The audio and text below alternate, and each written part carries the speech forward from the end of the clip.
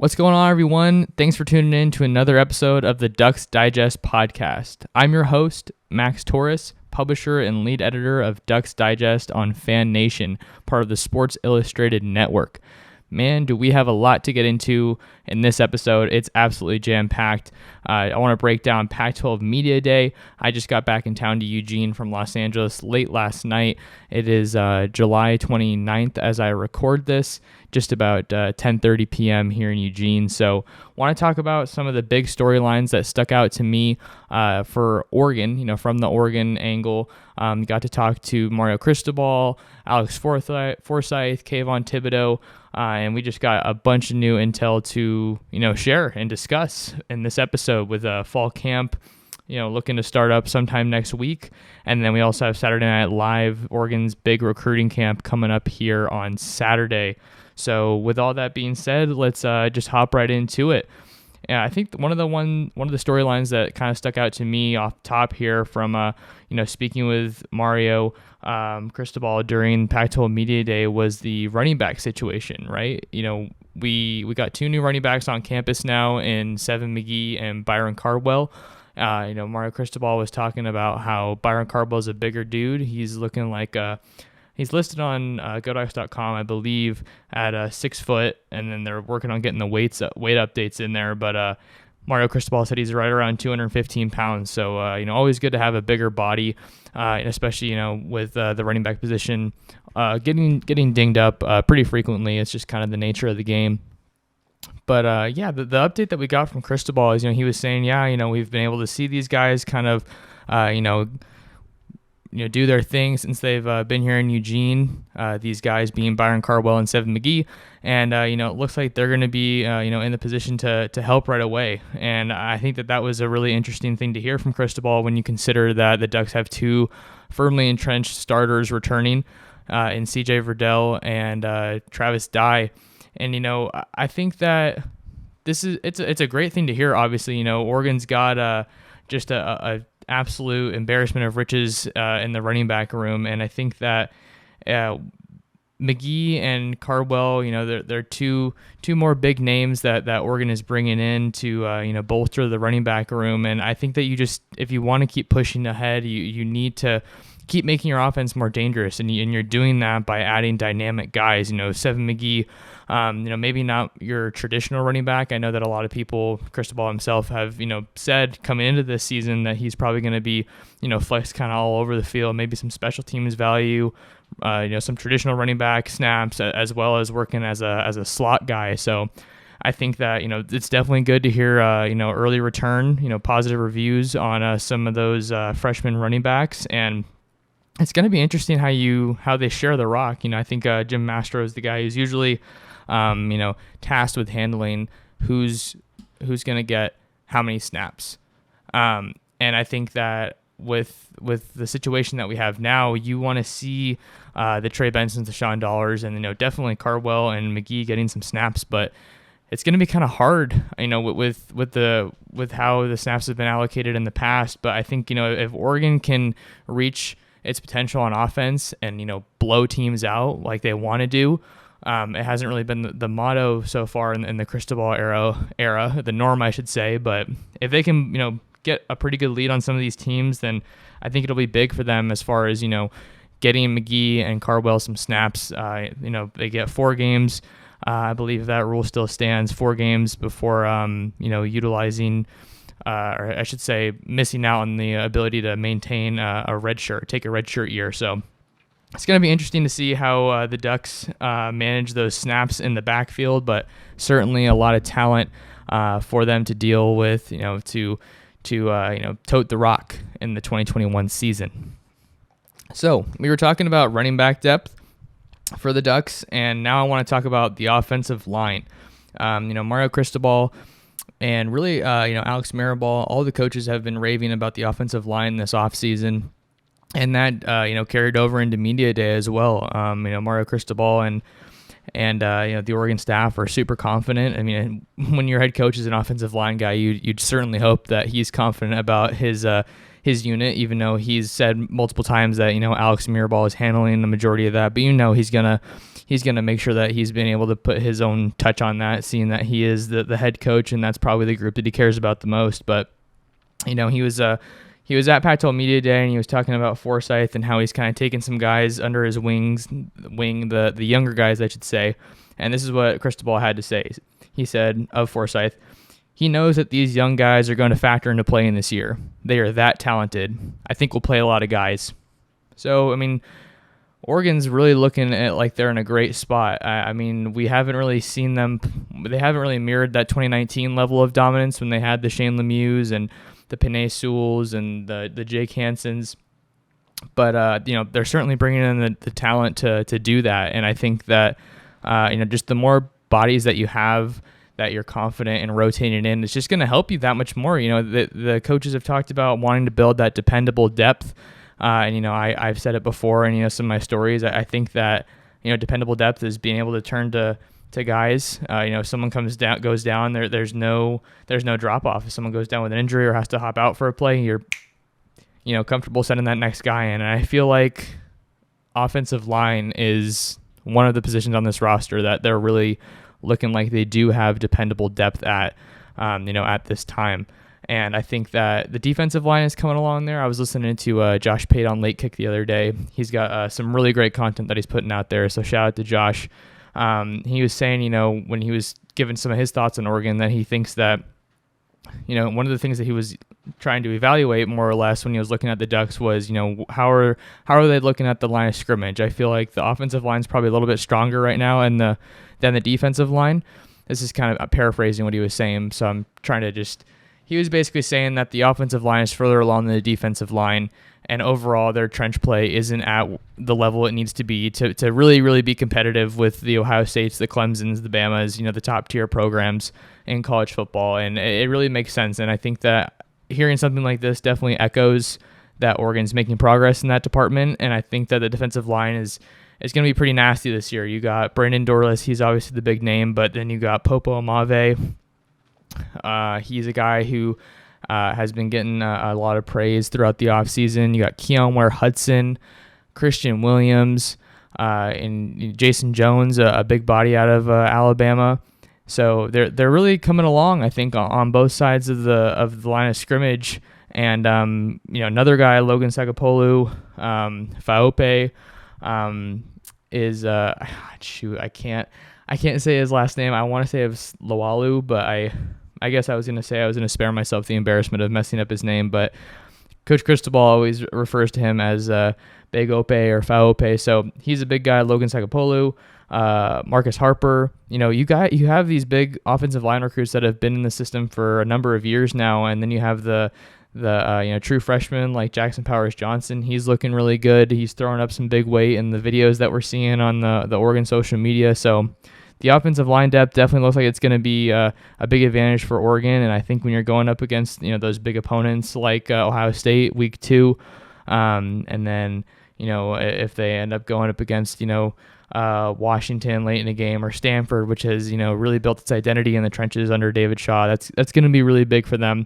to just be able to have that strong depth along the offensive line. And I want to move on here into my next topic, or next portion of the media day, where we're kind of breaking down what Coach Cristobal had to say about the Oregon football program. Was he got asked a question about the Ducks and how they've won back-to-back Pac-12 titles now, 3 straight Pac-12 recruiting titles. That wasn't in the question, but he was saying, the reporter, I can't remember his name, so forgive me there. He was saying, Oregon's won Pac-12 titles in back-to-back years now. Do you guys kind of feel like you're playing with, a target on your back? How do you kind of, you guys are in the spotlight now. How do you kind of react to that? And this is what Cristobal had to say. This is a direct quotation. I never and we will never see ourselves as a program with a bullseye on us, a target on us. It's never been that way, never will be that way. When we wake up in the morning, our feet hit the ground, we wake up with a hunger, drive, determination to make sure we're always a hunter in a humble way, driven way. And, when you think about that answer in the context of what the Oregon football is, it is the class of West Coast football right now. And it has it has, even though it doesn't have a national championship, it has a pretty rich tradition when it comes to football success. And this just, re-emphasizes that Cristobal has, a strong head on his shoulders, and he's not going to be satisfied until the program gets to that national championship.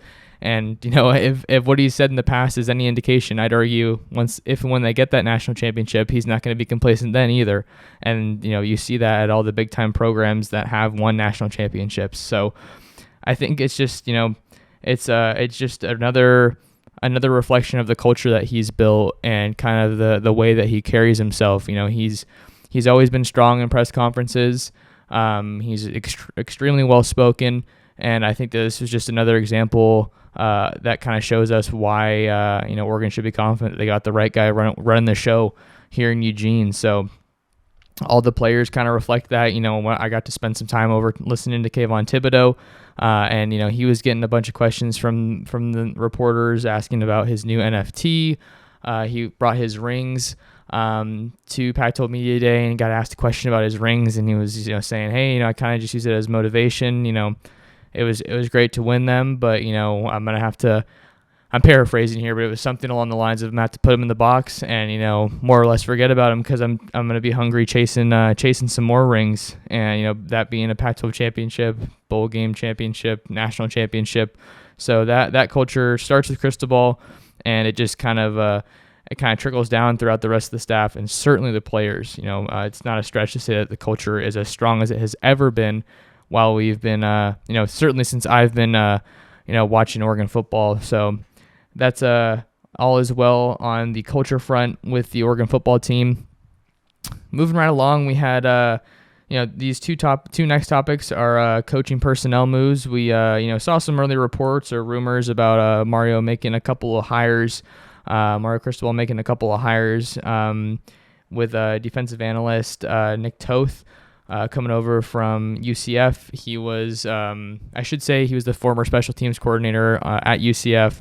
I talked about him. I think it was in the first episode of the podcast here, but we had it confirmed. The university hadn't said anything, I believe, up until this point.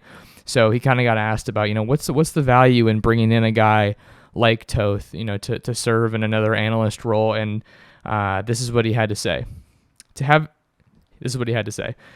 a guy that knows Tim DeRuyter's system and has done it before is of extreme value. As a coordinator, you always want to be familiar with what he does to try to give him the best chance for success. And that's huge, right? I mean, I feel like it kind of goes without saying, but if you can bring in people that have worked with other assistants on your staff, then you're just putting yourself in a better position to succeed. There's going to be, the terminology is going to carry over better. They're going to be able to bounce ideas off of each other better, more efficiently, I should say. And, maybe they can reference some games like, hey, remember we were doing this, at A&M or Fresno State because they've spent time together there. I think that's just going to be really big for them and really for DeRuyter as, he is tasked with, if you just think about this looking on the outside, it's like, hey, we've brought in some really, really good talent. And, with the improvement that we've seen at Oregon, not so much in the defensive department because there was a step back last year, but just with the talent that's coming in, those expectations are only going to grow. And I think that when you bring in an assistant like this, it's only going to help you, live up to those expectations a little bit more. And then the other hire that didn't have as much steam to it. When I wrote about it, I think I put it in the context of a rumor because only one reporter had reported about it, I should say.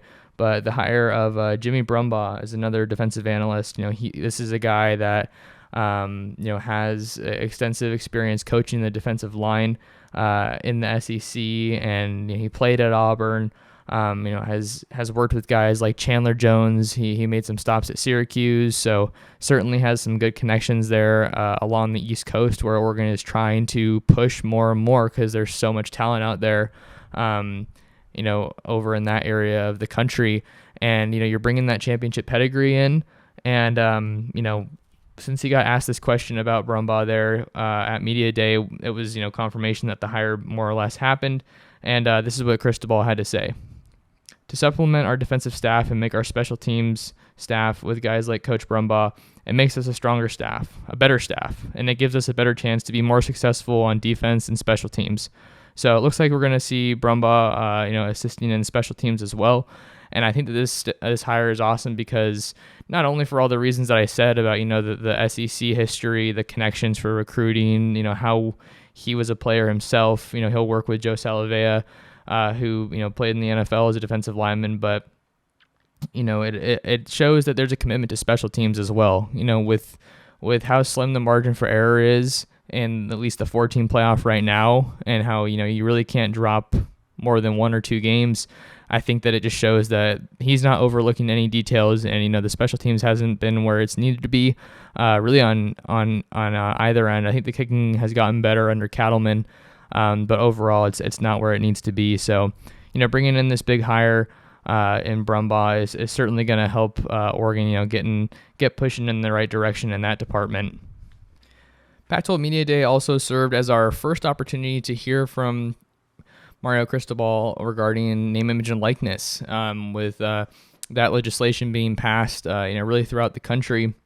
It's one of the biggest talking points of college football now, and we got to hear about what Cristobal had to say and how, he was asked about, do you think NIL is maybe going to create rifts in the locker room? Because, you could have people, making some serious money more or less, and, it's not everyone's going to get an even slice of the pie is kind of what it comes down to. And this is what Cristobal had to say. I think it's a great preschool for real life. They're going to be in job situations, career opportunities where they may not be making as much as somebody else. They might be working just as hard, being just as productive, but somehow it just doesn't go their way. This is a direct reflection of what the real world is like.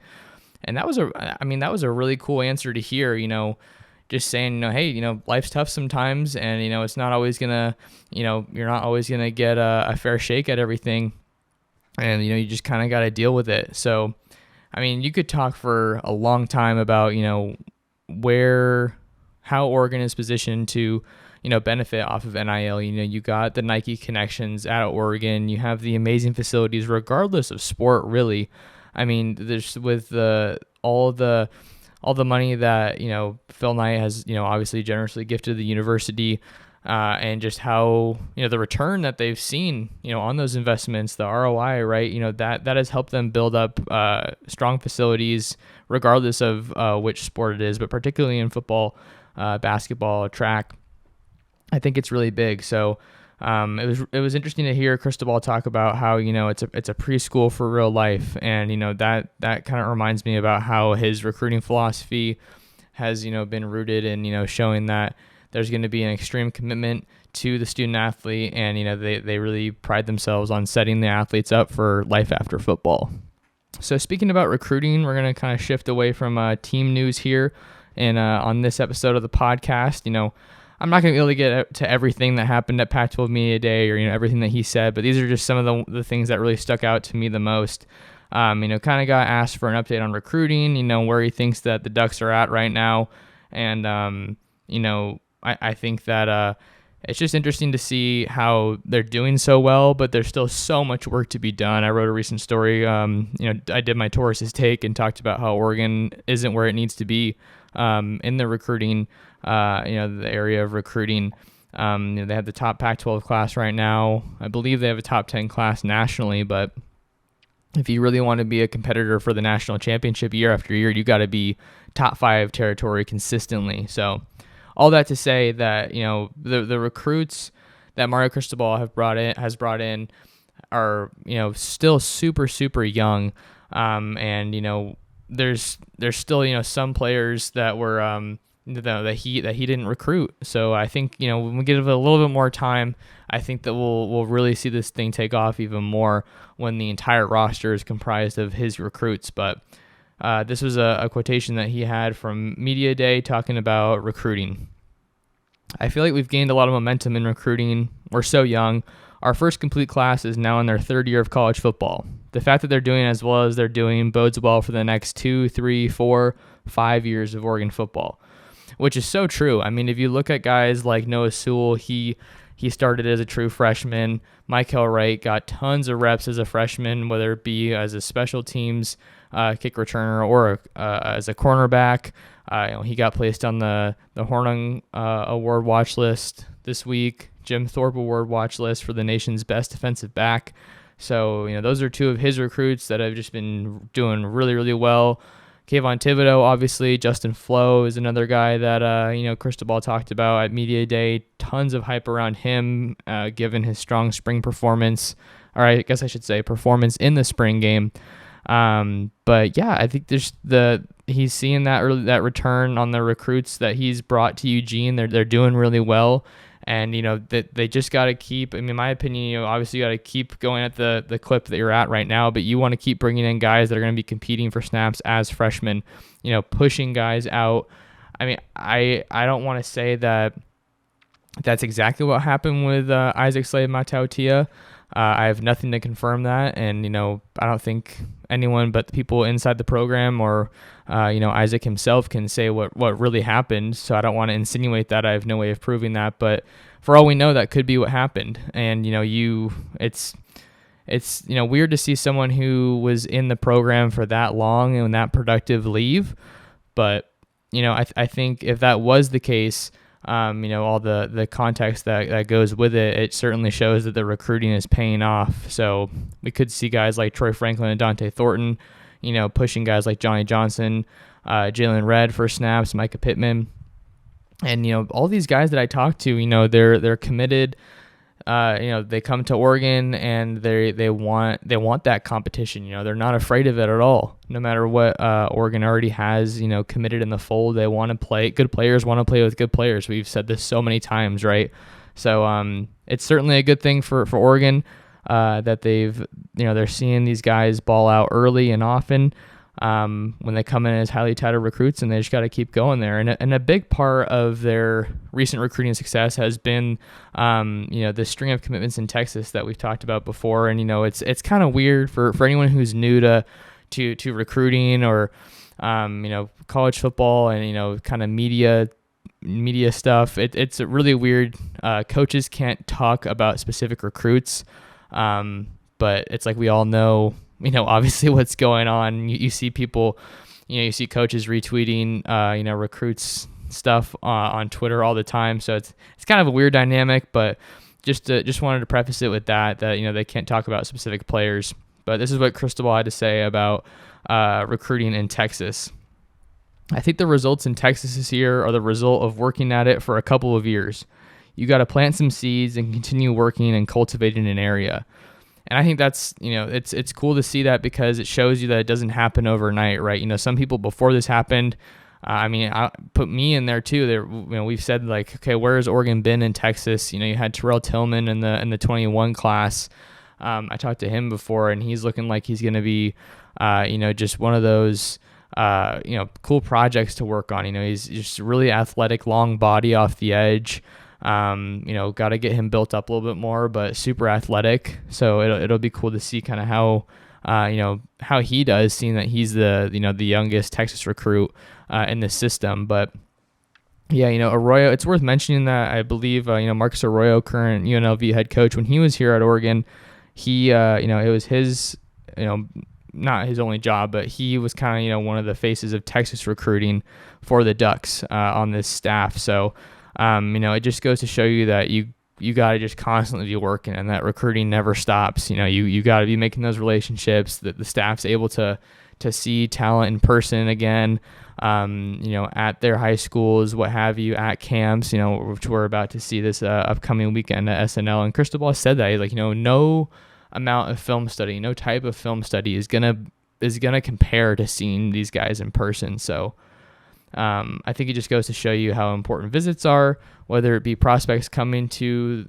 schools or the staff visiting them in person or media visiting them in person. I got to do that a couple times, during this recent trip, I should say. I got to make it out to Cedar Canyon and see Oregon offensive line commit Michael Wooten. Keep an eye out for some content, some stories coming from that.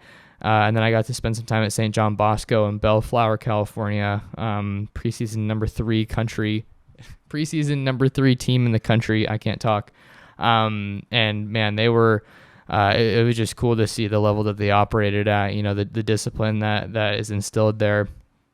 So I kind of rambled a little bit on that, but Oregon's balling out in Texas and really in areas across the country. I don't think they're done in California by any means. And I saw they had a couple offers out in Florida today for 2022, 2023. Follow me on Twitter at mtorsports to get the latest updates there. But before before we get out of here, we got a Saturday Night Live coming up here just a couple days. Saturday, July 31st. Oregon officially announced that today. It will be open to the public. I believe it said the press release said that fans can start arriving at 3:45. Event starts at 4:15 p.m. So this is I've talked about it before. I don't really think I need to reiterate it, but this is the biggest recruiting event of the year, especially since recruits couldn't come to the spring game. So I wouldn't be surprised. I don't think there's going to be necessarily a ton of commitments to come from this event, just in terms of where the numbers are looking, what the numbers are looking like for Oregon. But it's just so pivotal to get these guys on campus. And Cristobal said when he was asked about this, how important it is. A lot of the guys on the roster now have come to this event in the past, when they were recruits themselves. So it's going to be pretty big. I'm working on getting a visitor list story. I'm working with our Dylan Rubenking to get an updated visitor list for SNL. Tons and tons of prospects expected across the 22, 23, possibly even some 2024 recruits coming to town. I can tell you guys, a couple commits that are going to be in town. We got Stephon Johnson, Tanner Bailey, Sir Mells. I was talking to him on Twitter the other day. He was telling me he's going to be in Eugene. Grayson Halton. So, it's just really big for the staff to get commits and high-profile recruits on campus so that they can be around each other, just see what their dynamics like. Do they get along well? What's their chemistry like on the field? Is Tanner Bailey going to be thrown to some receivers and get a good chemistry there?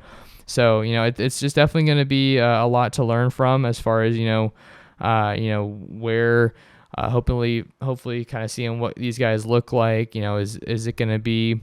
Is it going to help the Oregon staff, say, hey, we were kind of fringe if we wanted to take this guy, but now we saw him in person. Do we really want to take him? So, or maybe we don't want to take him. So it's going to be a learning experience for sure. We're going to see how, a lot of these prospects look. I don't believe that the media is going to be able to talk to any recruits as of right now. But we'll definitely be able to take some cool photos and videos so you guys can see what these players look like in person inside Autzen Stadium for Saturday Night Live. So that's pretty much all I had for this episode of the Ducks Digest podcast.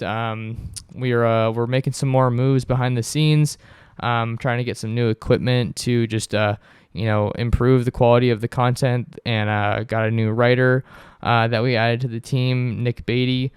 So go check out his first story with Chris Duarte getting drafted by the Indiana Pacers tonight in the 2021 draft. Really excited to have Nick on board. You can find more of my work on Ducks Digest. That's si.com/college/Oregon. And you can find me on Twitter at mtorresports. That's MTORRESSPORTS. You can also find us on Ducks Digest on Twitter as well as Facebook. And then you can find me on YouTube at Max Torres. So that's all I have for this one. Thanks you guys so much for tuning in, and we'll catch you in the next one.